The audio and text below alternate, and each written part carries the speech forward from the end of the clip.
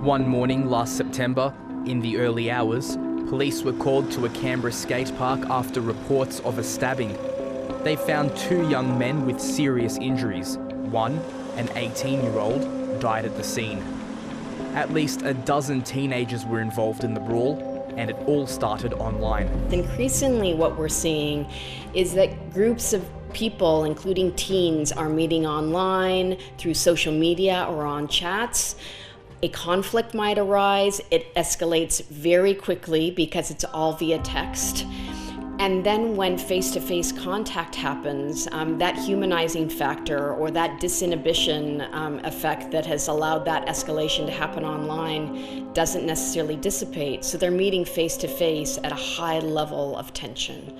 And this is the worst case scenario in terms of what happened in Canberra. Certainly a growing policing concern that we're looking at now.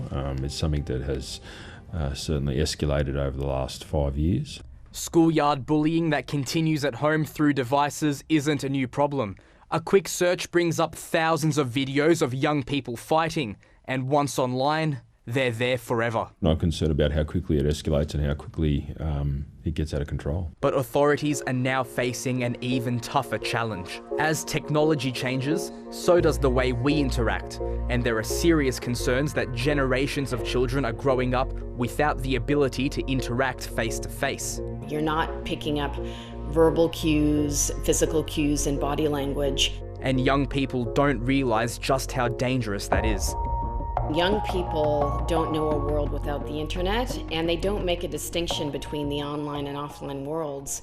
In fact, if you gave them the choice, they would probably conduct all of their interpersonal relationships online or over the phone. Child psychologist Brianna Thomas says while that's concerning, it's not surprising. Social media is designed to be addictive, and young people are vulnerable prey. Young people's frontal lobes aren't developed until they're in their mid-20s, and they can be very impulsive when they can act on something that they feel really strongly about. Martin Fisk runs Menslink, a support service for young men. He's seen firsthand how quickly anger can escalate. Somebody's disrespected me online, I'm going to take revenge, and I'm going to take revenge physically. Because I can find where they live, I can find where they go to school. The problem is that by the time people end up at places like Menslink, conflict has already spilled over and the damage is already done. Then the challenge is to pick up the emotional pieces.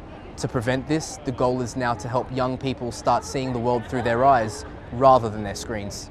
We need to really work with all of our young people, but particularly the young guys, to show them that human interactions are worthwhile, that they're valuable, that online connections aren't the same.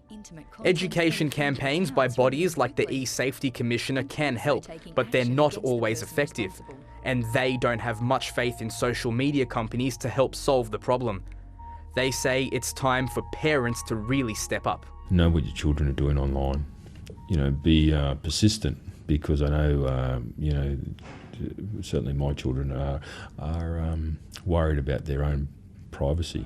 But you need to be persistent, you need to know what they're doing, who they're talking to. Kids need balance, they need direction, they need limitations. And we need to start this young, because by the time they get into the teenage years and they're striving for independence, it's very difficult to ratchet this time online back if we haven't set those limitations early.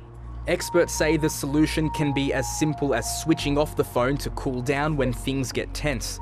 But that's a huge challenge in an age when social media has become so ingrained in all aspects of our lives.